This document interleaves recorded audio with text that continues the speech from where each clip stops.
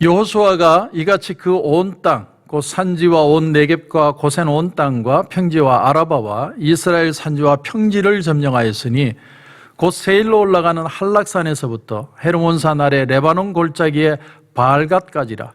그들의 왕들을 모두 잡아 쳐 죽였으며 여호수아가 그 모든 왕들과 싸운 지가 오랫동안이라. 기본 주민 히위 족속 외에는 이스라엘 자손과 화친한 성읍이 하나도 없고 이스라엘 자손이 싸워서 다 점령하였으니 그들의 마음이 완악하여 이스라엘을 대적하여 싸우러 온 것은 여호와께서 그리하게 하신 것이라.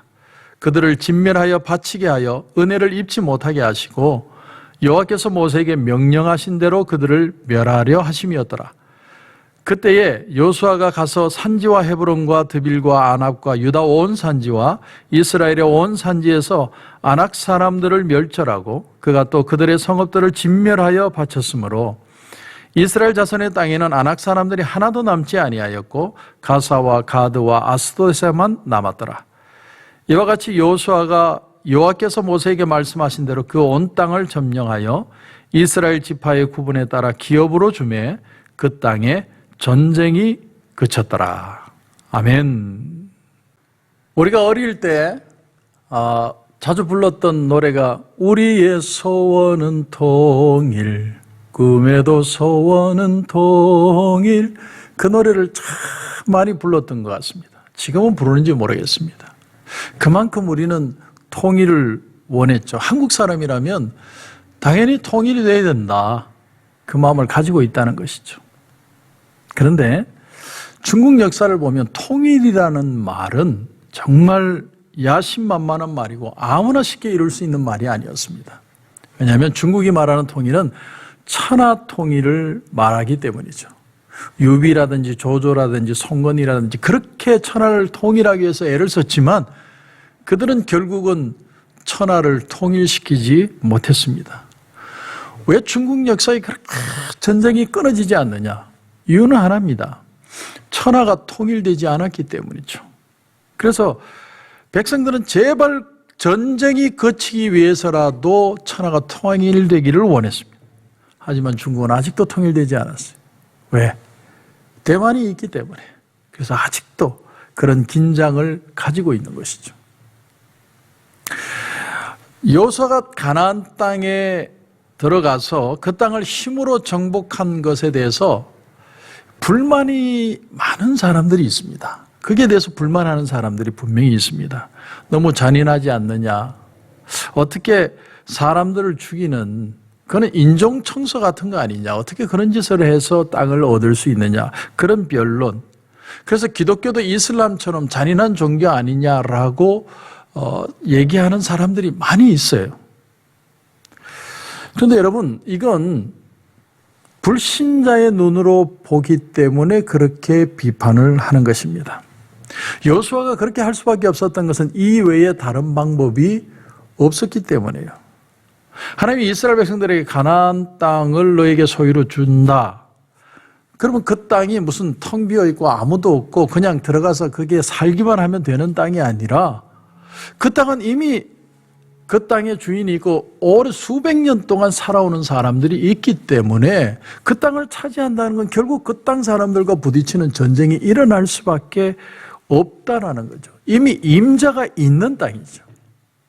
마치 우리가 이 아메리카 땅에 영국 사람들이 건너왔을 때 이 땅이 빈 땅이 아니고 원래 살던 원주민이 있고 그리고 그 원주민들과의 싸움이 있었던 것처럼 이스라엘 백성들도 가나안 땅에 들어갔을 때 그 땅이 빈 땅이 아니고 원주민이 있었기 때문에 싸울 수밖에 없고 그 전쟁이 끝나야 평화도 올 수 있다라는 것이죠. 피 흘림이 없이 얻을 수 없는 땅이라는 겁니다. 이스라엘이 걸어 들어가서 자 이제 우리는 여기서 살겠습니다. 그리고 한 켠에다가 평화롭게 땅을 얻고 정착을 하고 집을 짓고 농사 짓고 살 수 있는 게 아니죠. 오늘 본문 말씀에 그래서 그 땅에 전쟁이 그쳤더라. 이 말은 굉장히 의미심장한 말입니다. 이 말은 역으로 얘기하면 피 흘리는 기간이 끝났다는 얘기예요. 이제 더 이상 피 흘리는 일이 없어졌다는 의미입니다. 여러분, 이스라엘 백성들이 전쟁을 할 수밖에 없었던 이유는 그 그 방법 밖에는 없었기 때문입니다. 이미 살고 있는 사람들이 있고 자기 땅에 소유권이 있는 사람들에게 그 땅에 들어서 내가 마음 놓고 살 수 있는 길이 딴 길이 없는 거죠. 그래서 전쟁을 합니다. 그래서 많은 사람들이 퀘스천을 가지는 거예요. 어떻게 이스라엘 백성들이 그렇게 함부로 남의 땅에 들어서 자기들 마음대로 정착을 하고 그렇게 살아갈 수 있느냐? 무슨 자격이 있느냐? 그럼 우리가 대답할 수 있는 건 하나님이 주셨다. 하나님이 약속으로 주셨 땅이기 때문에 들어가서 차지하는 것이다. 그러면 질문하겠죠. 그거 불공평하지 않느냐? 그 땅에 이미 사람들이 있고 잘 살고 있는데 왜 들어가서 전쟁을 하고 그 사람들의 땅을 뺐느냐는 거죠. 그런데 거기에 대한 설명이 오늘 20절입니다. 20절. 여러분 20절을 보십시오. 그들의 마음이 완악하여 이스라엘을 대적하여 싸우러 온 것은 여호와께서 그리하게 하신 것이다. 두 가지를 얘기합니다. 첫째는 그들의 자유의지예요. 그들의 마음이 아주 악한 대로 갔다는 거예요. 하나님이 주신 게 아니고 그들의 마음은 악하기로 작정을 한 거예요. 그들이 선택을 한 겁니다. 그게 자유의지죠. 그런데 두 번째, 하나님의 섭리가 또 있습니다. 여호와께서 그리하게 하신 것이다. 여러분, 하나님이 섭리 역사를 하시면 인간의 자유의지가 없어지는 게 아니고 반대로 인간의 자유의지로 선택을 하면 하나님의 섭리가 사라지는 게 아니라 이 둘 다가 함께 일어난다는 거예요. 그러니까 그들은 그들대로 마음이 강팍했고 하나님은 하나님대로 섭리를 하신 사건이라는 것이죠. 성경에는 늘 이 두 가지가 서로 갈등을 빚고 모순을 빚고 하지 않고 함께 역사를 한다는 겁니다. 자, 우리가 하나님을 믿게 됐는데 여러분 나는 원치도 않았는데 나는 그냥 편안하게 자유롭게 하나님을 선택하고 싶은데 내가 억지로 끌려왔다라고 말할 수 없어요. 왜냐하면 여러분 우리가 하나님이 우리를 예정하시고 우리를 선택하지만 동시에 또한 내가 내 마음에 선택을 하고 교회에 나오고 내 발로 걸어서 와서 내가 하나님 교회를 다니고 싶다는 마음이 생기고 예수님을 믿게 되고 그분을 나의 구주로 믿게 되는 이 두 가지가 동시에 일어났다는 거예요. 한쪽이 억지로 하거나 한쪽이 없어지거나 그런 일이 아니라 동전의 양면처럼 동시에 일어나는 일이다. 그렇기 때문에 여러분 믿는 사람은 좀 유식해져야 돼요. 세상 사람들은 어떻게 그렇게 불공평할 수 있느냐, 어떻게 잔인하게 칼로 살고 있는 사람을 죽일 수 있느냐. 그러나 성경은 그렇게 얘기하지 않습니다. 성경은 하나님의 형상으로 사람이 창조되었기 때문에 하나님의 형상 속에는 하나님이 하실 수 있는, 하나님이 하시고자 있는 일이 포함되어 있다는 겁니다. 그러니까 우리 속에는 하나님이 주신 면모가 남아있다라는 거예요.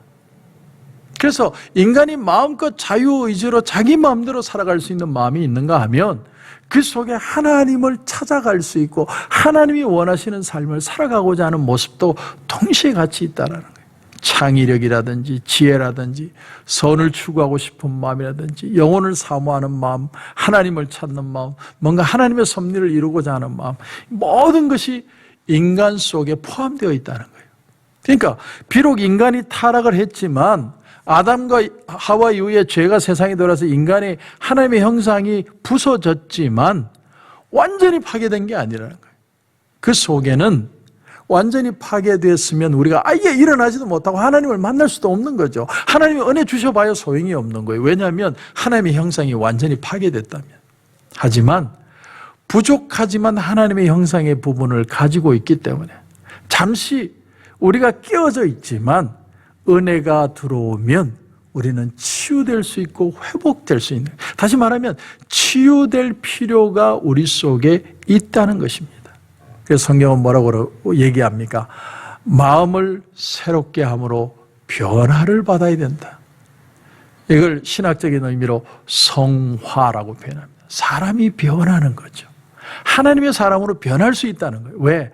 우리 속에는 하나님이 주신 형상, 창조하실 때 만들어진 하나님의 모습이 우리 속에 있기 때문에 변화가 가능하다는 것이죠. 그렇기 때문에 오늘 20절에 그들의 마음이 완악하여 이스라엘을 대적하여 싸우러 온 것은 여호와께서 그리하게 하신 것이라. 그들을 진멸하여 바치게 하여 은혜를 입지 못하게 하시고.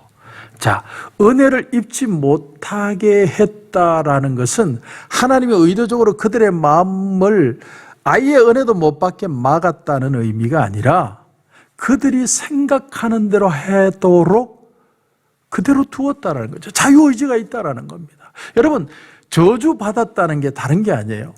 자기가 하고 싶은 대로 해버리는 거예요. 그런데 은혜를 입지 못하는 거죠. 은혜 입장에서 보면.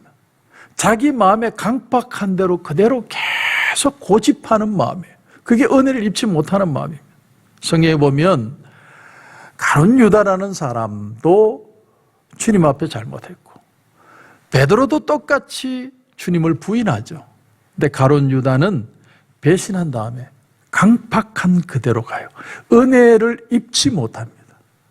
그러나 베드로는 3번이나 주님을 부인하고 저주까지 했지만 은혜를 받아들이죠. 그래서 변화되는 겁니다. 거기에 인간의 가능성이 있고 인간은 돌아올 수 있다는 거예요. 우리가 믿는 사람에게 다시 돌아올 수 있는 기회를 제공해야 될 이유가 바로 여기에 있는 겁니다. 어떤 식으로 일어나느냐, 사람마다 다 틀리지만 한 번 넘어지면 넌 이제 끝난 거야. 넌 필요 없어. 이제는 기회가 없어. 그렇게 말할 수도 없다라는 거예요. 제가 최근에 이렇게 목사님들 만나 뵈면 목사님들이 많이 걱정들을 하세요. 교회들마다 이렇게 둘로 나뉘는 것 같은 느낌이 든다는 거예요. 교회가 회복되기를 바라는 마음도 있고 회복 이대로 갈 것이라는 마음을 가진 모습도 있고 이렇게 둘로 나뉘는 것 같다는 거예요. 여러분도 그렇게 느끼지 않습니까? 그러나 그게 아니라 하나님의 형상으로 우리는 만들어졌기 때문에 하나님은 반드시 다시 회복시키신다는 거예요. 은혜만 오면 우리는 얼마든지 회복할 수 있다는 거예요. 저는 그걸 기대하고 그걸 믿고 있습니다. 하나님이 은혜를 주신다는 말은 은혜만 주시는 게 아니라 그 일을 이룰 수 있는 힘까지 주셨어. 우리가 잃어버렸던 마음, 낙심한 것들, 상처받은 것들 다시 회복할 수 있는 능력까지 회복되는 것을 뜻한다는 거예요. 그래서 하나님의 은혜가 effective, 유효해지게 되는 것입니다.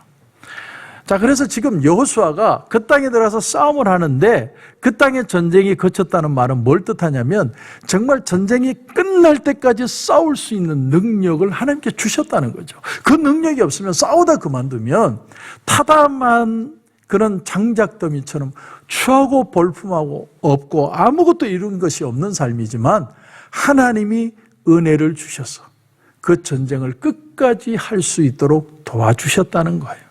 그래서 마침내 그 땅에 전쟁이 그쳤다는 거예요. 그 속에 하나님의 능력이 포함되어 있는 거예요. 우리도 마찬가지입니다.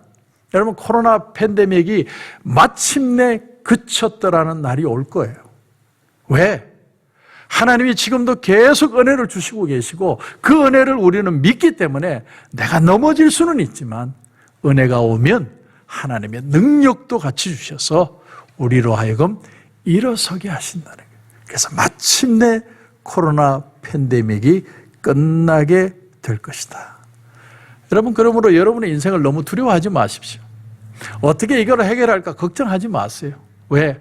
우리에게는 하나님의 형상이 있어요. 하나님이 우리로 하여금 그 일을 반드시 이루도록 도와주십니다. 그 은혜를 믿고 결국은 승리하시는 저와 여러분이 되시길 주님의 이름으로 축원합니다. 기도드리겠습니다. 하나님 은혜를 감사합니다.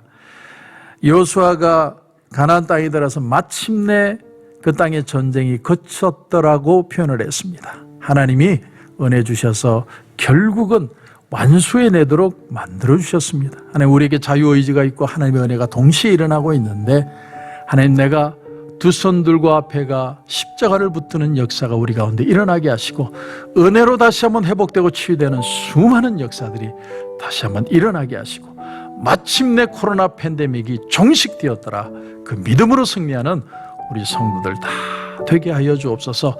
주님께서 오늘 이 아침에도 기도하는 가운데 은혜 주실 줄 믿고 예수님의 이름으로 기도드립니다. 아멘.